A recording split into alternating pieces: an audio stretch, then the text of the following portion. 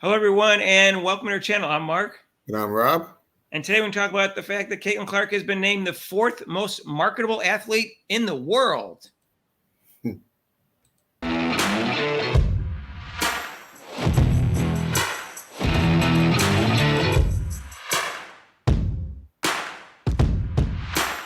hey, if you haven't subscribed to our channel yet, please do so. Hit the notification bell when you do so you get notified of our next video. So, Rob, I don't think this surprised anybody except for, I guess, a couple people, which I'll get to in a minute. Except for the WNBA. Yeah, the WNBA and some YouTubers that I'll get to later. But as we know, Caitlin Clark has a bunch of endorsements: Wilson, Nike, Gatorade, State Farm, Bose, and Buick, and many others. But so she's obviously marketable. How marketable, I wasn't sure either, because, she controls how many commercials she's going to do. She doesn't take them all, obviously. She probably got a lot more than that. Mm-hmm. Michael Jordan did the same thing. He only took the ones he liked. Anyways, the sports media company Sports Pro compiled a list of the world's most marketable athletes in 2024, and it was released on Tuesday. This is Thursday. And Clark came in a whopping number 4 on the list, only behind Olympic icon Simone Biles and Brazilian soccer star Vinicius Jr., and, of course, NBA legend LeBron James. Believe it or not, she beat out Lionel Messi, who was 5th. Now, that surprised me that she was ahead of Lionel Messi, because this is not a U.S. thing. This is a worldwide. This is worldwide. This is worldwide. This is very, very impressive. And I wasn't even convinced Simone Biles was going to be number 1, because it's worldwide and not U.S. In the U.S., I would be convinced Simone Biles would be number 1. So this is impressive both for her and Simone Biles.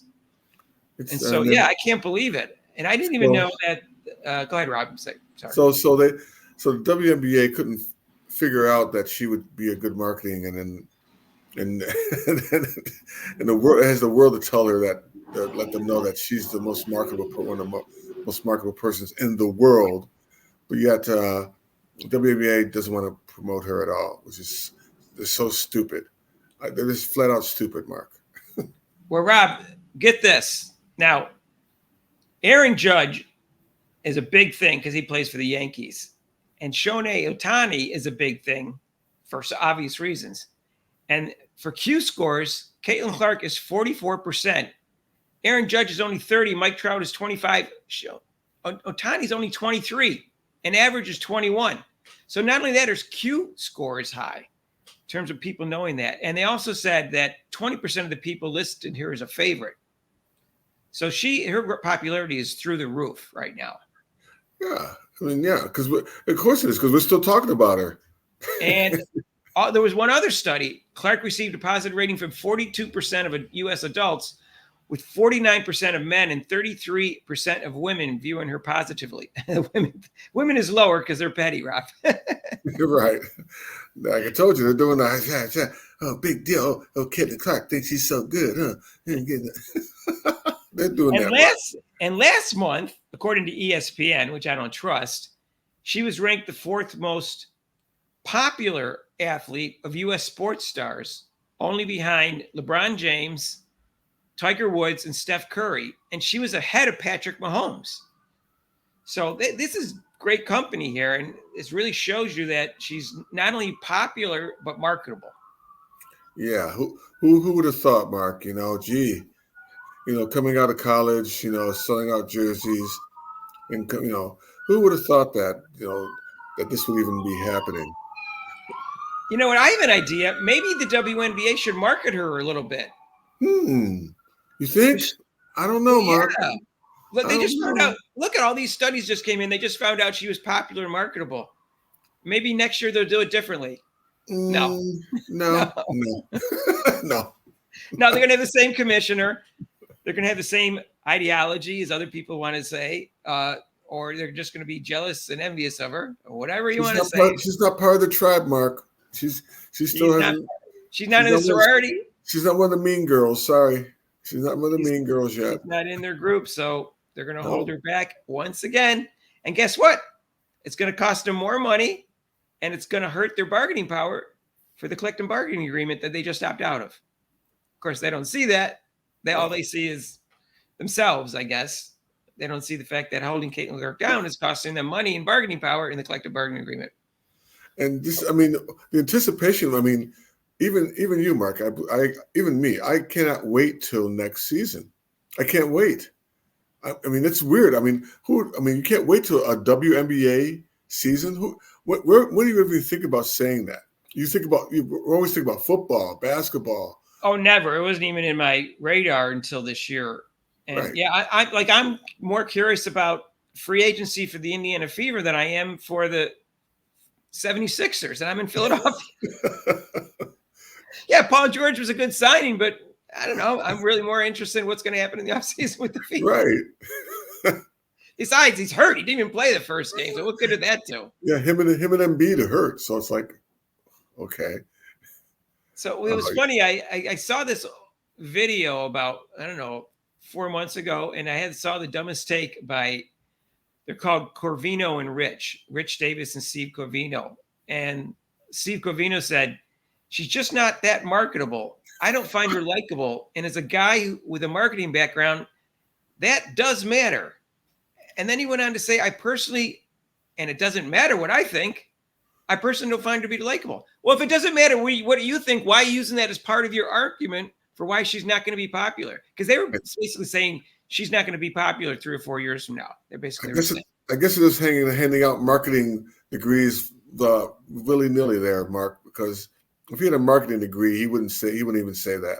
I know yes, because right, it's what other people find likable. They were big on Shaq, who's big on the court and big off the court. And yes, he does have an IQ rating, but that doesn't mean Caitlin Clark isn't likable just because Shaq is. They have completely different types of personality. I personally don't find Shaq as likable as his Q rating. I mean, the whole point of marketing is what? You take something, a product, whatever, and how can you make it better and how can you promote it? And with Caitlin Clark, that was an easy one. It's not even hard. You don't have to sit there and like go out and throw it out on TV stations or radio stations. It's right there in front of you. It's right there in front of you. And you're saying, well, I don't know if I can market her. I don't know how she's going to do. I don't know. I mean, in college, yeah, she kind of did okay and with all her jerseys. But, will that transpire into the pros? I don't think so. No. Well, they must have been listening to these two guys, Rob, because the other guy was even dumber. So this Rich Davis said, you don't think she'll just fade into a little bit of obscurity for the Indiana Fever? You think they're going to sell out arenas in Indiana? You think those ratings, you think the WNBA, who's never had 1 million people, which isn't true, watch a game, all of a sudden Caitlin Clark brings that on? Let's be honest. Who gets the first pick? A lousy team. I use a different word. But first of all, they did have 1 million, but they hadn't had 1 million in since 2000, I don't know, 2003 or something. They had 1 million in TV. So that part was off. But they sold out almost every game at home and almost every game away that she went to. So it was like he was wrong like 10 times over on that. And then the TV ratings, yes, she was over 1 million 21 times, just her alone. 24 if you include the All-Star games and stuff and the draft. Where do they find these people, Mark? Where do they find these people? Fox Sports Radio. Oh, well, we could go on that. Hook us up, Mark. You're a lawyer. Hook us up, man. I can't imagine a worse take. The only worse take than this was Clay Travis. He was upset about 2 articles, I think one in USA Today and one Wall Street Journal, saying how popular women's basketball is, how well they were going to do with ratings in the March Madness. And he said, this is all lies, he said. And he talked about popularity of college football. And then he said, there's going to be dozens of games on the men's side that are going to have higher ratings than the highest rated game that Caitlin Clark has. Caitlin Clark came in at 18.8 million or 9 million. And that was higher than every game by the men. In fact, there was 0, not dozens, but 0 games that were higher rated than Caitlin Clark's in that series. Like Clay Travis. It's embarrassing that he has a law degree too. I'm embarrassed. He's a law degree. So you got a guy with a marketing degree and you got a guy with a law degree, and they don't know what the hell they're talking about. Wow. Then there was another guy. She's not a WNBA point guard. No. Well, and then, like I said, we left out Gino. Who said, Well, Gino really has no excuse. He knows more about, I don't know about more about women's basketball, but he knows more about women's college basketball right. You would than anyone think in that the country, and he got it all wrong. yeah. And everybody's, we've already gone over that on 2 other videos. But Yeah. there's so many takes that are bad about Caitlin Clark, and it's going to get worse because she still doesn't have a championship. Because she can't win a championship. She's going to win a championship at some point, unless she gets this weird career that ends, which again is very slim because nowadays with modern medicine they can come back from almost anything, but you never know. So she's going to get some championships and there's still doubters. Oh, next season she's not going to do as good as she did this season. You're right. She's not. You're right. She's not going to do as good as this season. She's going to do better. Wait, have you seen that? No, I'm just. You just made that up because I haven't seen that yet. No, I'm just predicting that, Mark. That's what they're thinking already. Because I've already voted for MVP because I already know what the rules are. Because that's what they did with Asia Wilson. I'm going to vote for. I mean, already there's a push for Nafisa Collier, right? Because she came in second. Yeah, they're good. And we got to have a black person that's the face of the league, so they're already pushing for her, which I like. I like her, and she may be the best player in the league next year for all I know. And, I mean, she went from 4th to 2nd. This last year, and she's in her peak. So I'm not discounting her as being MVP next year. I want to put that on the record. But I think it's going to be between her and Caitlin Clark is my feeling. Yeah, but let's not give her the award the first week. That's all I'm saying. I just feel, Mark, they've already, like I said,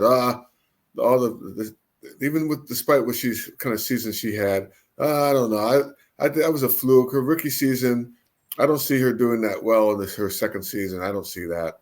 Well, I will say I haven't seen anyone say that yet. No, they're thinking, Mark. I already know they're thinking that. Well, it's hard when you were so wrong the first time to double down on it. It really is hard to do that. So, some people have too much pride. They have that pride, Mark. They still have that pride where they're gonna, like you said, they're gonna keep on going. No. Well, let's see. I know who to go to. ESPN, Natalie Esquire, and Callie Lawson-Freeman. Those two. And I know some other podcasters who are less well-known that said negative things about Caitlin Clark. One said she was mediocre with no real accomplishments. We'll see what they say about how she's going to play next year. Yeah. I'll wait till the season comes up. And we'll see if, like you said, if the WNBA is going to follow suit with this article you're talking about, fourth in the world. Maybe they can transpire it over to should we really start promoting her? Maybe. I mean, 4th is pretty freaking high. It's freaking high in the world, not like in the state. It's the world, right? So 4th, you would think there'd be other ones too. Nope, that's it. Only a basketball player was LeBron, and he's been in the league, and he's had 20 years, jump start on her. Right. So we'll see what happens. I love to look back at people that made comments about Caitlin Clark and doubting her. And this is just another one. One was just like I just gave you two. And, these guys, I have no idea why they thought that. But they did, and they were completely wrong. And this shows it. Fourth.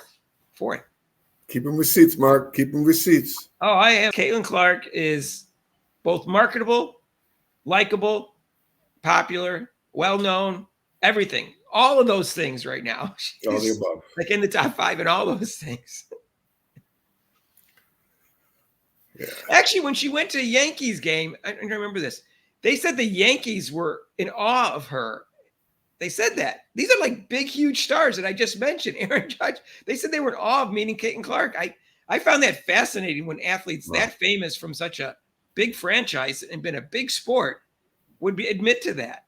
So that shows you how big she is right now. Yeah. So let us know what you think. Comments down below. If you like this video, hit the like button. And if you haven't subscribed to our channel yet, please do so. Hit the notification bell when you do, because don't make Rob upset. When he points that finger, that means it's time to subscribe. All right. And listen, if you want to donate to this channel, there's super chats and super thanks down below. And there's a link to PayPal. And if you haven't checked out our live show, it's every Monday except for major holidays, 6 to 8 Eastern time. Join us for that, and you can call in if you want, because that's pretty cool. And we'll see you in the next video. Peace out.